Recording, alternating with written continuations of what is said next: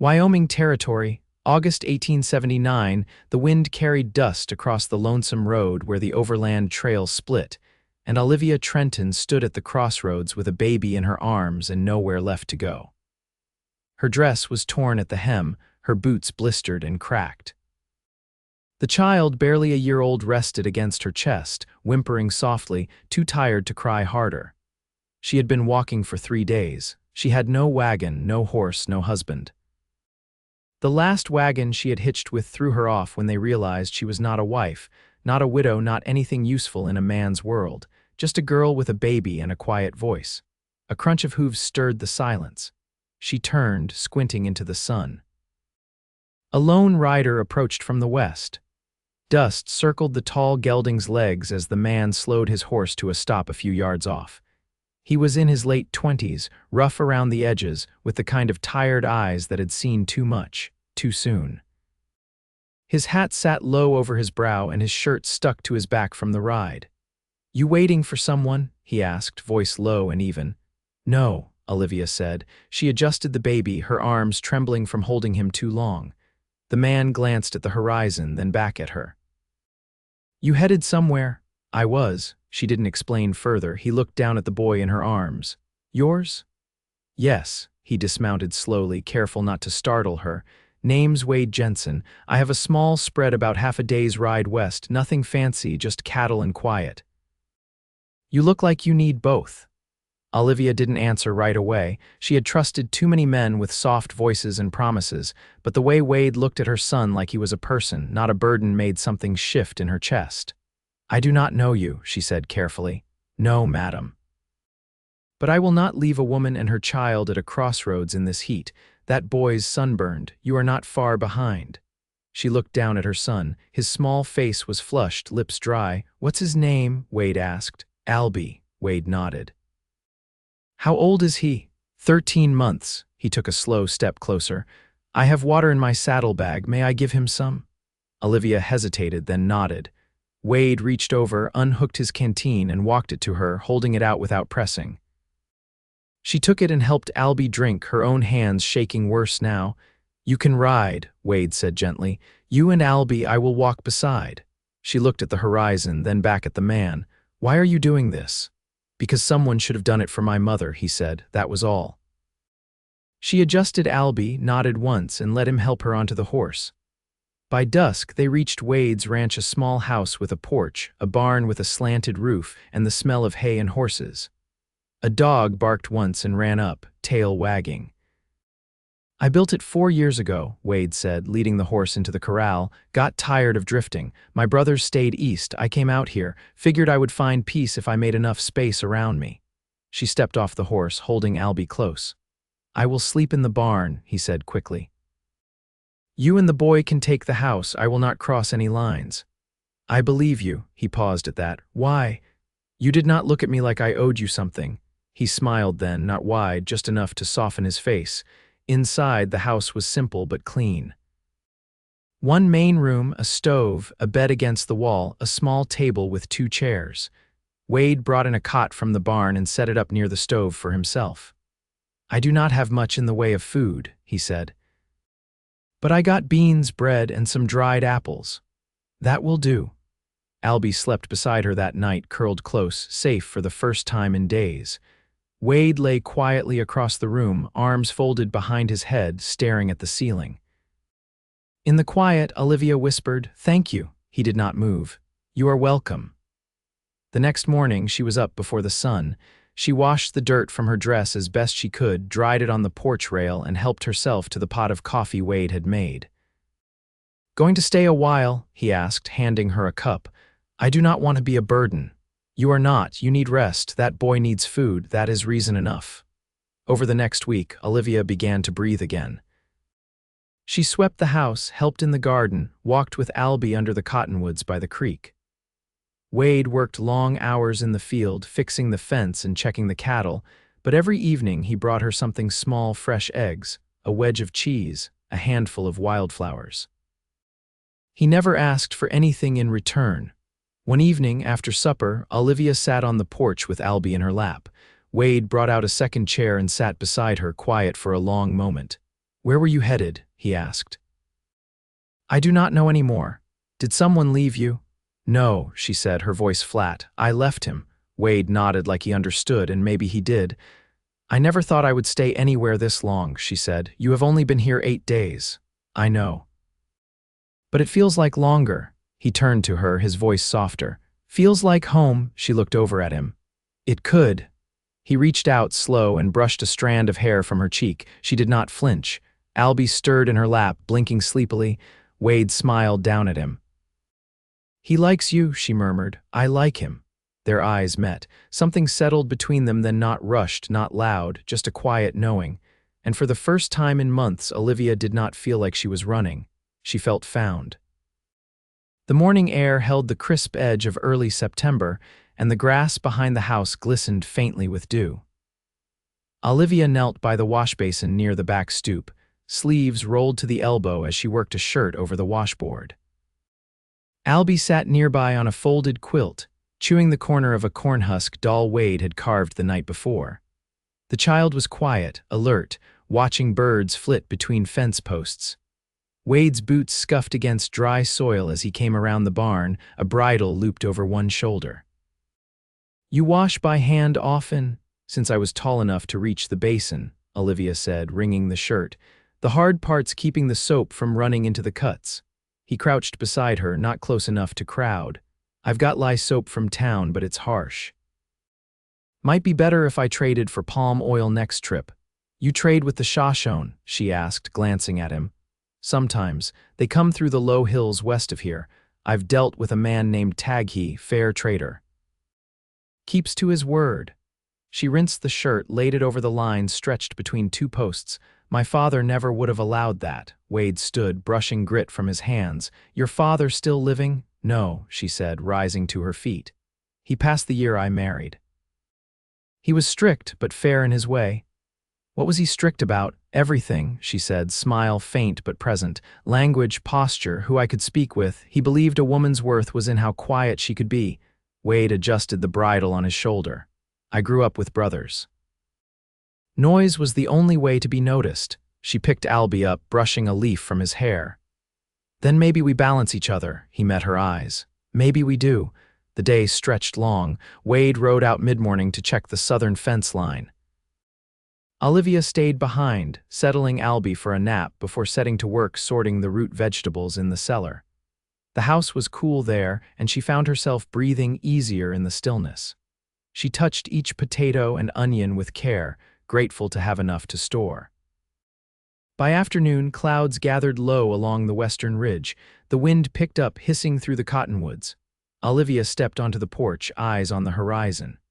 Wade returned before the first drops fell, his horse slick with sweat. "Storm's moving fast," he said, tying off at the hitching post. "I saw lightning near the east flats. It'll be here before nightfall." He carried in a sack of oats and a wrapped bundle of dried meat. Olivia was already closing the shutters, her movements precise. "You've weathered plain storms before?" he asked, setting the supplies down. "In Kansas," she said. "They came hard and sudden. We'll light the stove early, keep the heat in." Later, as thunder rumbled far off, they sat at the table, the lamplight soft between them. Albie slept in a basket nearby, wrapped in the quilt Wade's mother had sent west years ago and never asked about again. "You don't write home?" Olivia asked, tracing the rim of her tin cup. "No one left to write to," Wade said. "My father passed just before I left Missouri. My brothers scattered. One's in St. Louis, last I heard. The other joined the railroad crews. And your mother," she remarried, "didn't want a rancher for a son, said there's no steadiness in the soil." Olivia looked toward the window where the wind pressed hard against the shutters. "But there is. Steadiness comes from staying." He watched her a moment. "Do you want to?" She turned back to him. "I'm not ready to leave." "That's not what I asked." She folded her hands. "I haven't had a home since I was 17, just roofs, not homes." Wade reached across the table, his palm open, steady. "Then let's build one." She hesitated only a second before placing her hand in his. It was the first time they'd touched without necessity. The storm broke overhead an hour later, rattling the roof and shaking the shutters, but inside the house all was quiet. Wade sat near the hearth, carving another toy for Albie, a horse this time, sturdy-legged and rough-hewn. Olivia sat across from him, mending a frayed hem by firelight. Their silence was full, not empty. The dog lay curled beneath the table, tail twitching in sleep. Rain drummed steady against the roof, and the wind howled like something ancient had been set loose across the plains. But inside, the walls held, and so did they. The wind had turned from dry to damp, carrying the scent of pine from the mountains beyond the valley. Olivia stood near the edge of the corral, her apron pressed to her sides as she watched Wade guide a new heifer into the pen. The animal was young, skittish, and nearly threw its weight into the gate before Wade calmed it with a low whistle and steady hands. Albie sat beneath the lean-to with the dog at his feet, humming to himself as he stacked small stones in rows. Olivia had taught him how to sort them by color that morning, pale ones first, then the gray, and he'd taken to it with quiet focus. Wade closed the gate and brushed dust from his sleeves. "She's thin," he said, nodding at the heifer. "Traded Taghi for her. He said she'd lost a calf last spring. She looks unsure," Olivia said, stepping away from the fence. Like the ground might shift under her, he glanced at her, then back at the animal. "She'll settle if she's fed right and left alone long enough." Olivia folded her arms. "Not everything needs fixing." "No," Wade said, "but some things need time to trust their footing." They both looked toward the mountains. The first of the cottonwoods had begun to yellow, hinting at the season's turn. Olivia felt it in her hands, in the ache that came earlier now, in the way the light softened quicker. Later that afternoon, they dug the last of the carrots from the garden. Wade worked silently, pulling each root with care while Olivia trimmed the tops and placed them in a basket. When she sat back on her heels to stretch, she caught him watching her, not with hunger, not with pity, but with something steadier than either. "I was thinking of building a second room," he said, brushing soil from his palms. "Plank walls, not logs, would hold heat better come winter." She wiped her brow with her sleeve. "For what purpose?" "For privacy," he said, "and for dignity." She nodded slowly. "That would be welcome." His expression was unreadable, but he dug another carrot with a little more purpose. That evening, after Albie was settled in his crib, Olivia lingered near the stove, easing the kettle over the coals. Wade stood by the window, arms folded, eyes on the last of the light slipping behind the ridge. "I've been wondering," she said, not looking at him, "why you don't talk much about before." He shifted his weight. "Because before was always temporary." She turned toward him. "And now isn't," he said. She moved to the table and sat. "I was 16 when I married. My husband was 27. My father thought that was security." Wade didn't speak, but he turned from the window and sat across from her. "He drank," she said. "Not always, but when he did, he'd speak like I was a ghost he couldn't get rid of." Wade's hand rested on the table, not reaching for hers, just there. "I stayed because I had nowhere else," she said. "Then I had Albie and I couldn't stay." "That's not weakness," he said. "I wasn't sure until now." He leaned forward, elbows on the table. "You ever think of what you want instead of what you're running from?" "I'm starting to," she said. He nodded once, then stood and walked to the cabinet. He drew out a box wrapped in cloth and set it gently on the table. "I was going to wait," he said, "but I'd rather you see it now." She lifted the cloth and found a small wooden horse, smooth and polished, with Albie's name carved into the underside. Alongside it rested a simple necklace, a leather cord threaded through a silver button, burnished from age. "It belonged to my mother," Wade said. "She wore it when she worked in the fields, said it reminded her she was still her own person." Olivia traced the edge of the pendant. "Why give it to me?" "Because you're the strongest woman I've ever known," he said. "And I want you to know this place is yours, too, not just because you need it, but because you're wanted here." Her hand closed around the necklace and she looked at him fully. "I want to stay, Wade, not for shelter, not for safety. For you." He came to her then, moving with quiet certainty, and when he kissed her, it was slow and sure, like everything else they'd done. There was no rush, no desperation, only the weight of all they'd carried finally set down between them. Outside, the wind had stilled.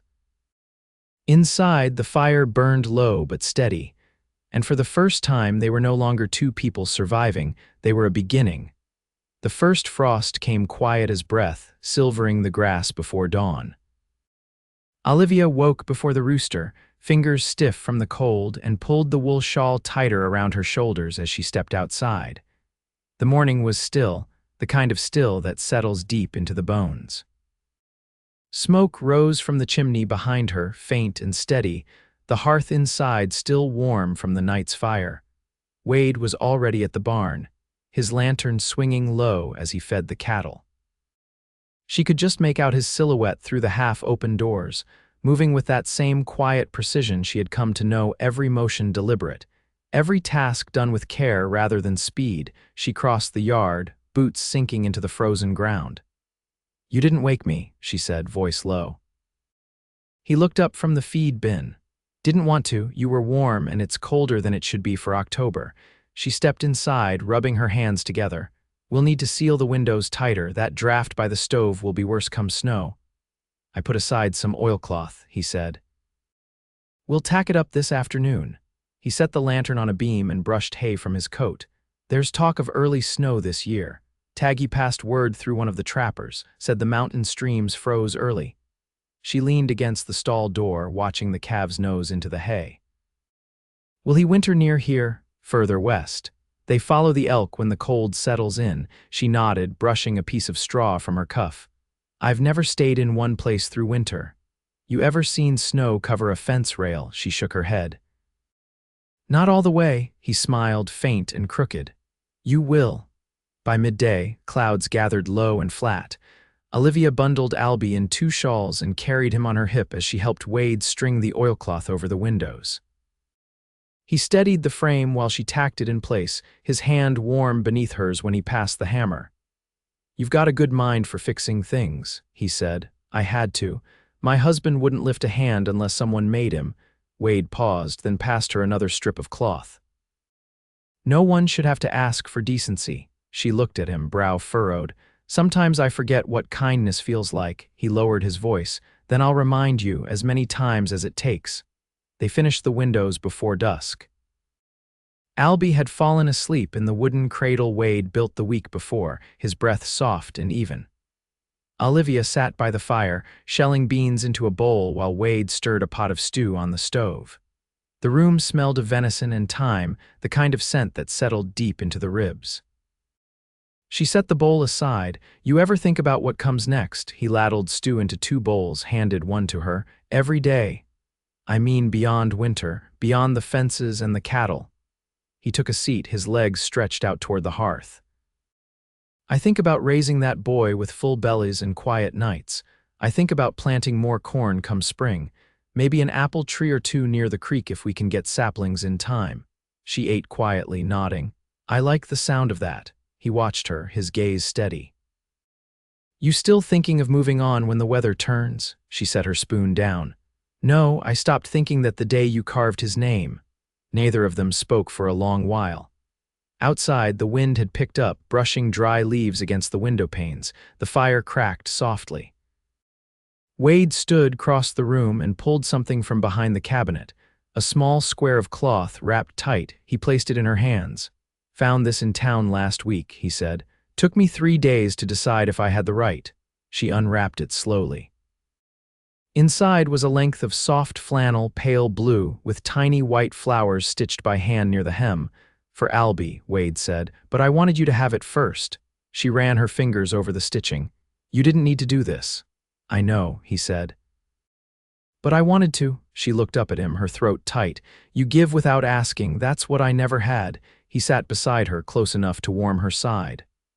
"I didn't know what it meant to stay, Olivia, not until you chose to." She took his hand.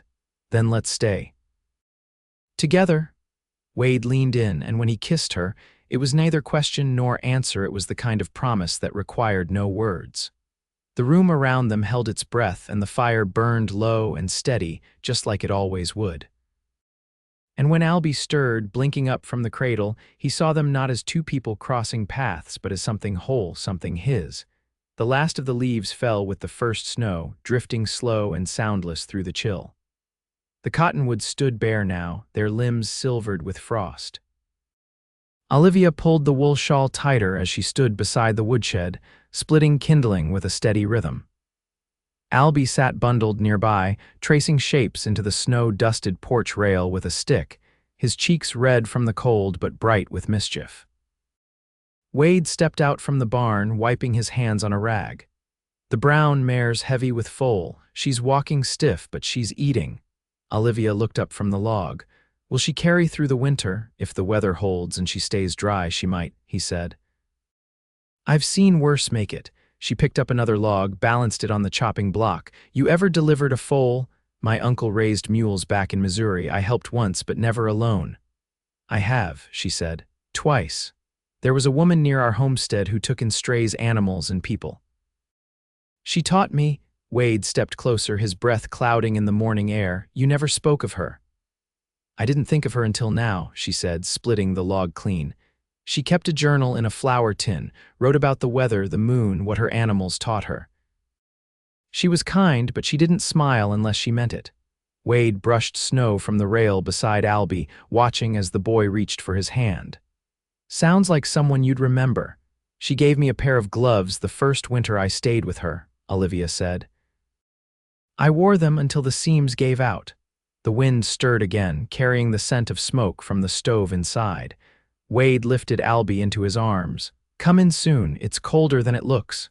She nodded, stacking the split wood into the basket. That evening, while Albie dozed before the fire, Olivia sat at the table with a length of coarse cotton spread before her. Wade leaned against the doorframe, a mug warming his hands. What are you sewing? He asked. A slip for Albie's cradle, she said. The wool it came with scratches his neck. He watched the thread slide through her fingers. You've made this house more yours than I ever did. She didn't look up. I only added what was missing. He crossed the room and set the mug down. You ever think about marrying again? Her hands paused, needles still between her fingers. I used to think marriage meant giving yourself away. I didn't know it could be anything else. Wade crouched beside her chair. I ain't asking out of obligation or for the boy. I'm asking because I want to build something that lasts with you. She met his eyes, her voice low but sure. Then ask me proper. He reached into his coat pocket, pulled out a small silver ring, simple, the band worn smooth. It was my grandmother's. She wore it through drought, flood, and the death of 2 sons, said it reminded her that everything that mattered could be held in one hand. Olivia took the ring, turning it between her fingers. I'd wear it, not because I have to. Because I choose you. Wade stood and kissed her hand, his lips warm against her knuckles. I'll ask the preacher to ride out after the thaw. I don't need a preacher to know I'm yours, she said, but I want to give you every kind of sure I can, he answered. They stood in the quiet for a long time, the fire casting soft gold light across the floorboards. Outside, snow fell in steady sheets, blanketing the valley in silence. Weeks passed. The mare birthed a small, strong foal in the middle of the night, and Olivia was there, hands calm and sure, Wade beside her with sweat on his brow and awe in his eyes. The animal stood by morning, legs trembling but sound. The preacher came through in March, his buggy half sunk in thawing mud. Olivia wore a pale blue shawl. Wade traded 3 cured hides for in Rollins. Albie carried a bundle of dried flowers he'd picked himself from the creek bed. They were married beneath the cottonwoods, with the dog sitting between them and the wind gentle enough to let the words carry. Wade's hand never left hers, not once. That evening, Olivia placed the silver ring in the flour tin she'd found in the root cellar, with a folded piece of cloth and the first page of a journal. She wrote of the snow, the birth of a foal, the taste of cornbread by lantern light. She wrote of Wade's steady hands, of Albie's laughter echoing through the hallway, of the quiet joy that had taken root inside her. Years passed, but the days never blurred. They planted apple trees along the creek the following spring. Olivia taught Albie to read with the Bible, and a tattered volume of Whitman Wade had traded a saddle for. The boy grew strong and clever, always with that same quiet focus she'd seen in him as a baby. He called Wade Pa without prompting, and Wade never corrected him. They built a second room, then a third. The house breathed with them, sheltering their days and softening their nights. There was always stew on the stove, always firewood stacked high, always a place at the table for those who wandered close enough to be welcomed. And when the wind howled in the dead of winter, Wade would pull Olivia close beneath the quilts, her back to his chest, his breath soft against her neck, and say, "We're home." And she'd whisper, "I know," because they were. They always would be.